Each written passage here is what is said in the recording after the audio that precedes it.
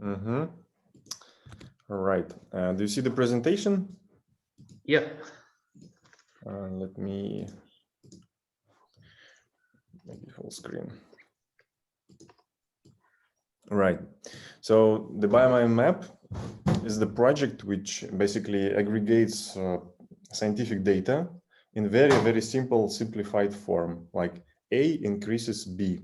Basically, most of the researches can be split into this kind of statements, which we call biolink. And here on this screenshot, you can see one arrow is one biolink. I will explain what is this more exactly a bit later.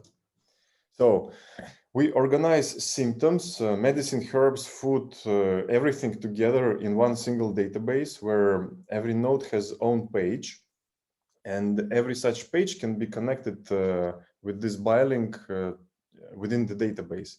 Every biolink is evaluated with validity score, basically is the simplified number which allows the user to understand how proven is this statement. And we also build summaries and visualizations.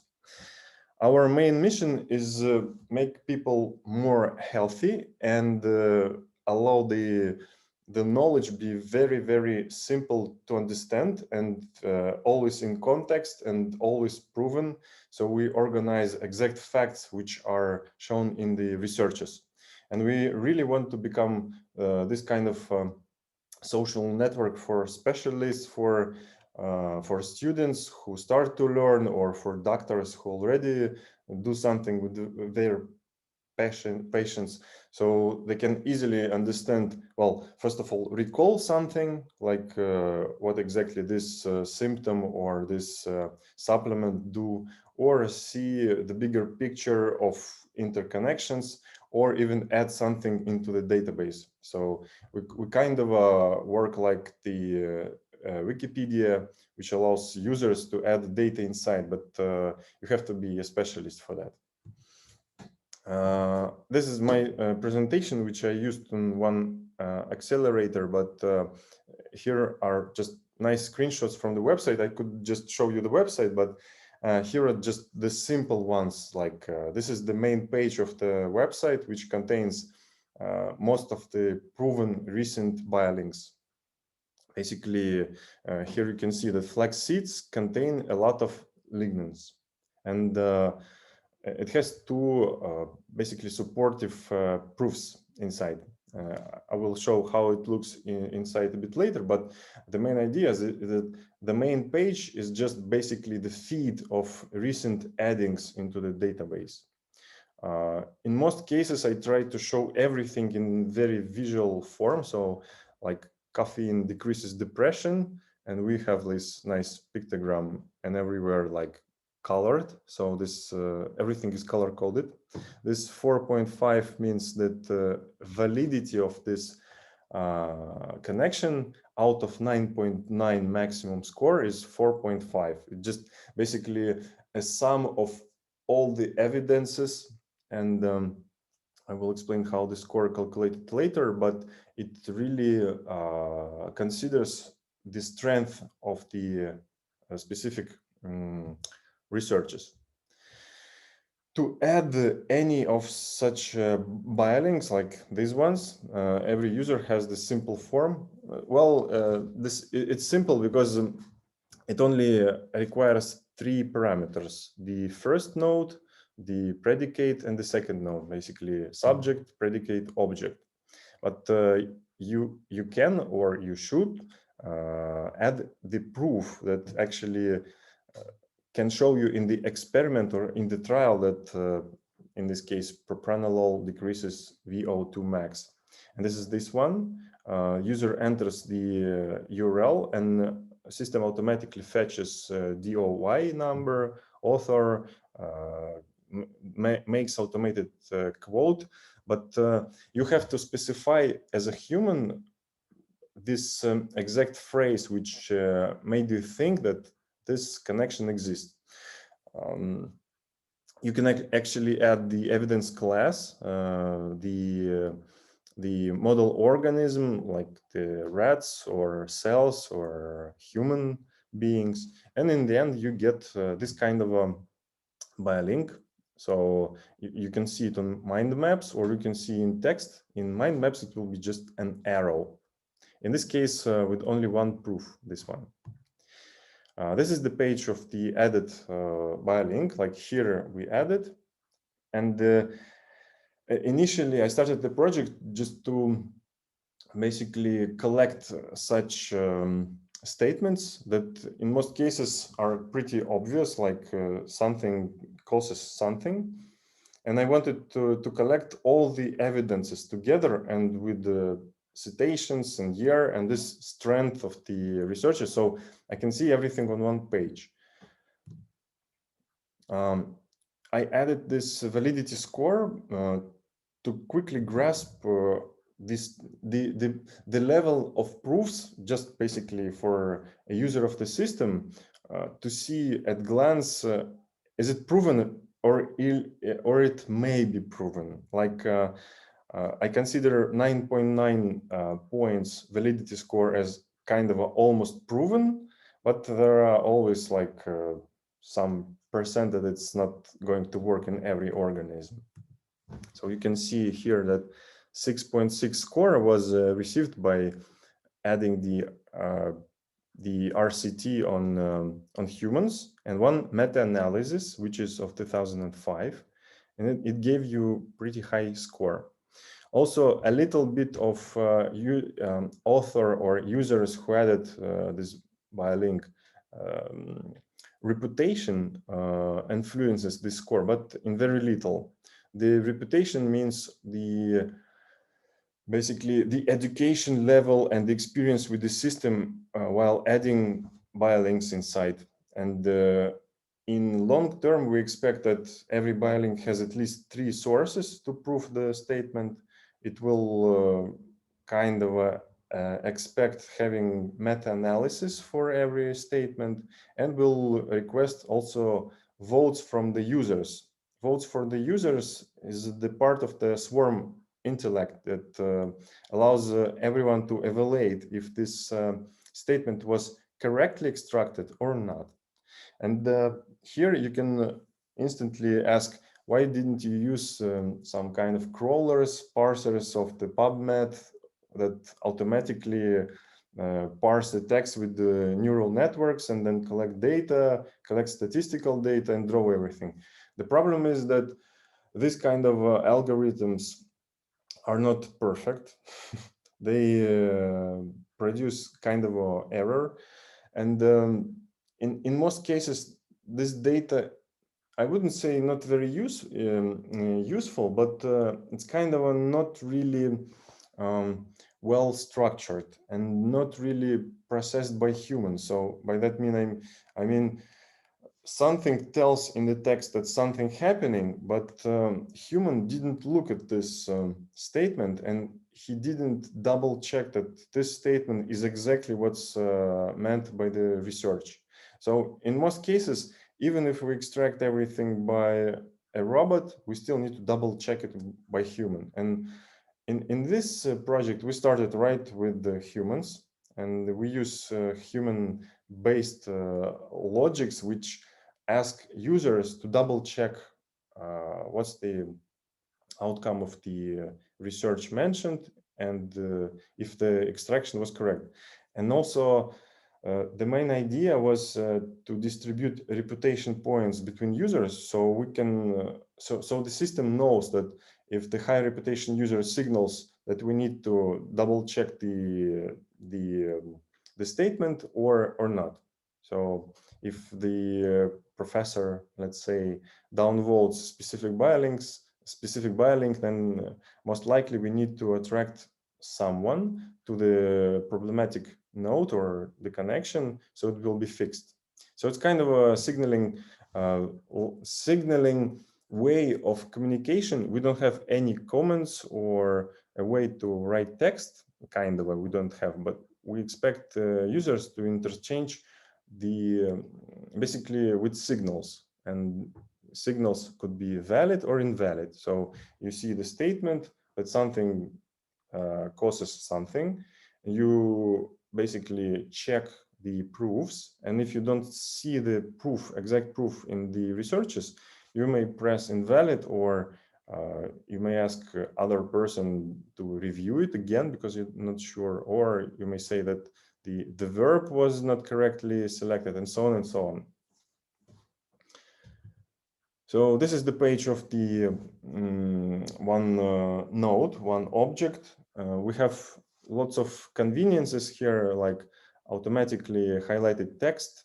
When a person added ashwagandha into the system, it automatically fetched data from Wikipedia, this excerpt, the small one, and automatically highlighted everything inside.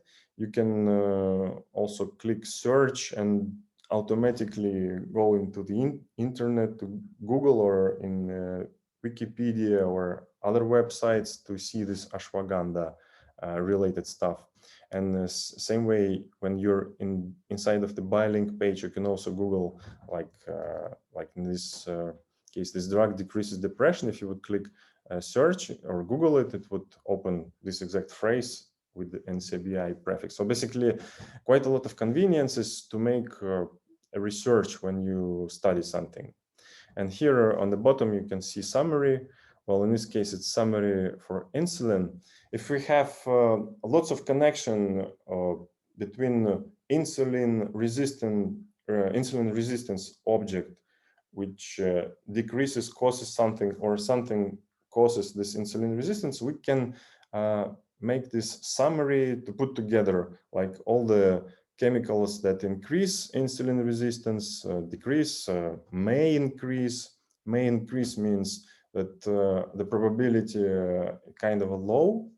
So numbers are inside of those biolinks, but on the outer level, you just see the simple statements. And this is it. If it's not proven, it's going to be like in gray color. If it's very proven, like in this sugar case, and it means that sugar really causes insulin resistance, or may cause, but it's really proven that it may cause. So for this insulin resistance page, we see here basically all the biolinks added. So all the connections that lead to insulin resistor, or insulin resistance, or from. And we can integrate all this kind of connections into this kind of mind map. So it's automatically built based on what we know about insulin resistance. Apart from just simple connections between two objects, we can connect one object to another one, then the second one to the third to the fourth, and so on, until we reach some kind of destination. In this case, in this screenshot, we see that telmisartan plus rosuvastatin basically, in the end, affects executive functions, and every single segment of the path is proven by separate set of researches. The idea was from programming, from unit testing, when we have tests only for a specific part of the pathway, we ensure that it works, and then we ensure that it correctly goes to the next one. So we separately test every part of the pathway.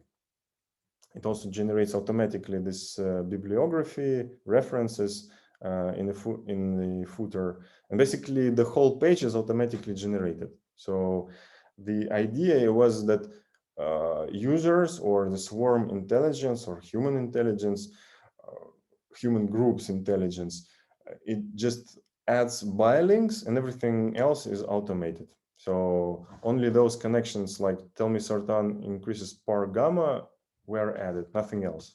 And we separately, all the users separately vote for validity of separate biolinks. So here in this page, we see one on the left side, a screenshot of the pathways that lead to inhibition of insulin resistance. Basically, the pathways that decrease insulin resistance. It can be like 2 items before or more, 3 and different paths. And we can choose one of those paths and click well, in this case, it's many paths. It's basically inhibitors of insulin resistance or promoters. So on the right side, we see promoters of insulin resistance, separate map, which leads into the basically all the arrows go inside of the insulin resistance. So you can see from the bird eye view, basically what many of the researchers say about pathways that lead into the promotion of insulin resistance.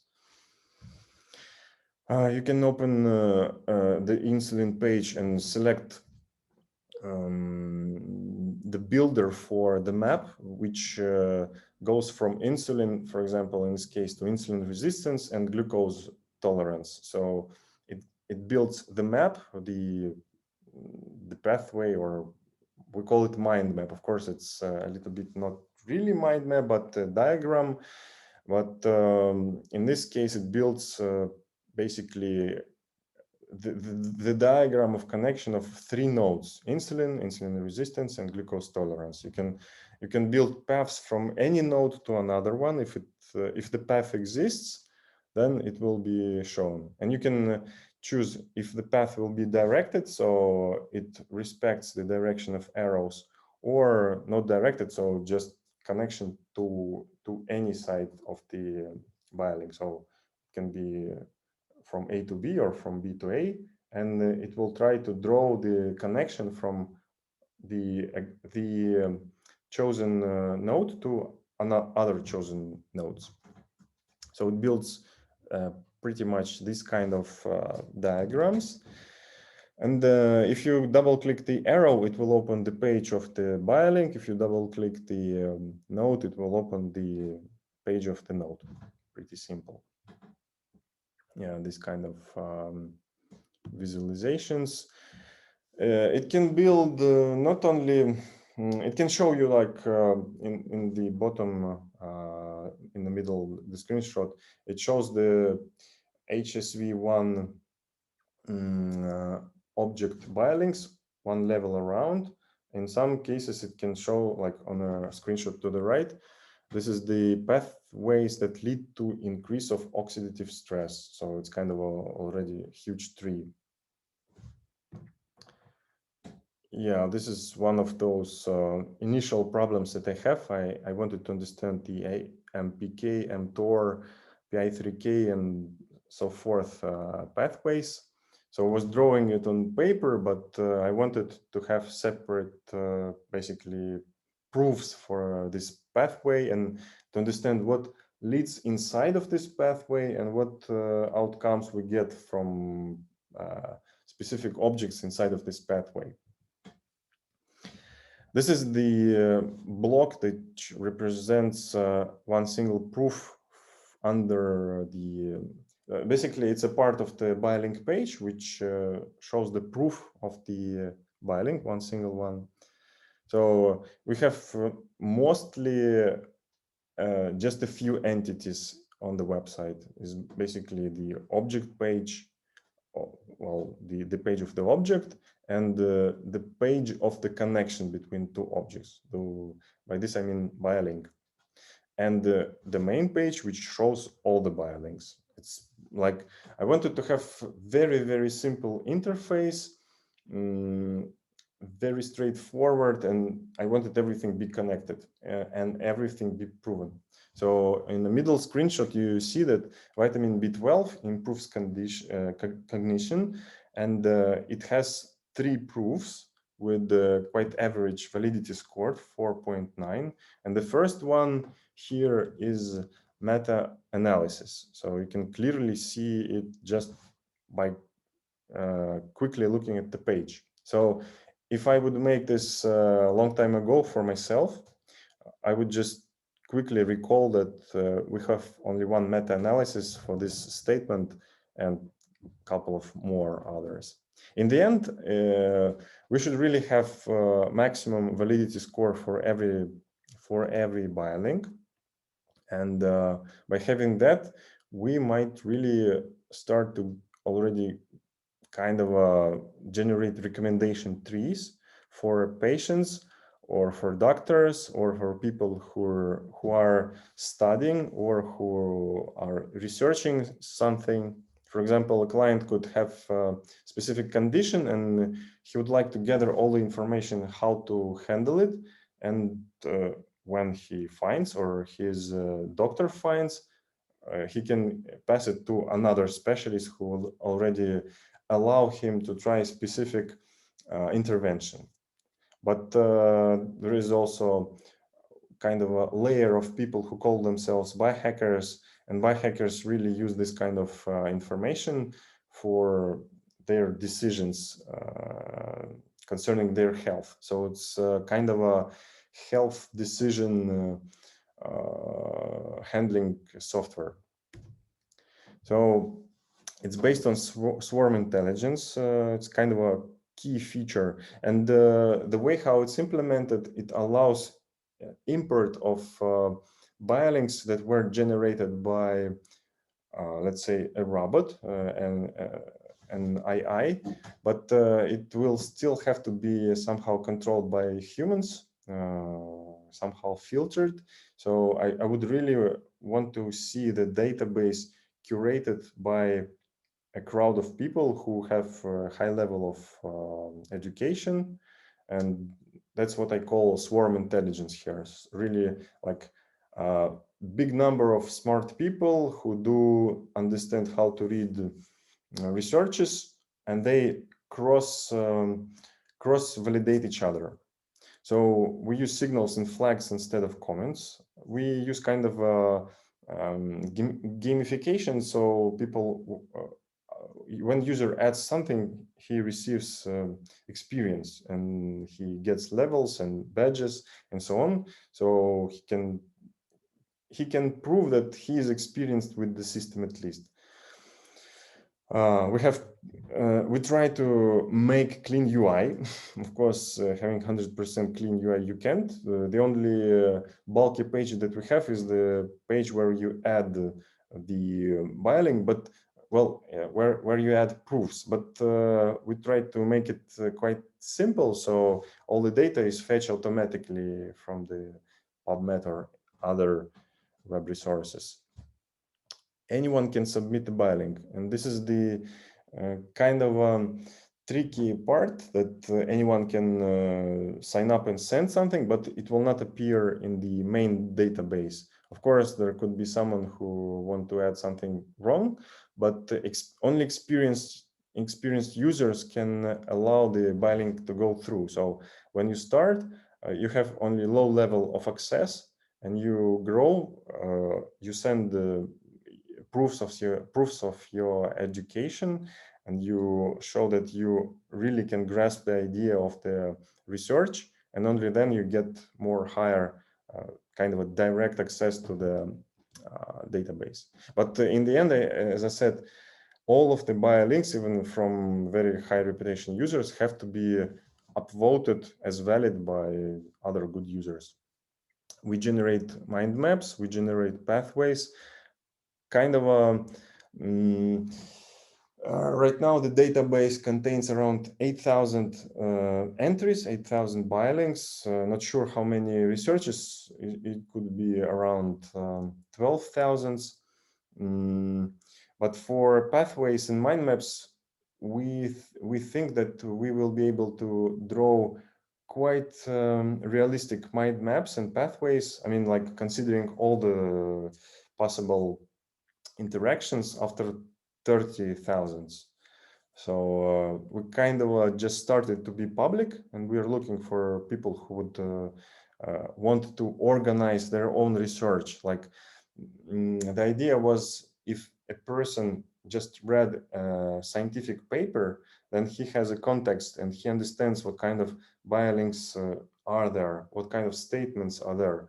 So he can spend extra 30 seconds or 1 minute to add a biolink with proofs or biolinks from the specific research that he just read. And then magic happens. Like other people can just review it, and in the end, the system kind of gets assurance that you don't need to read again 100th time the same research. So if person values his own time after using this software with with people who also use it, like if there are like hundreds of smart, intelligent people who do researches and log their findings inside of BioMindMap, they would see a really, really huge added value, because then they will not have to read everything.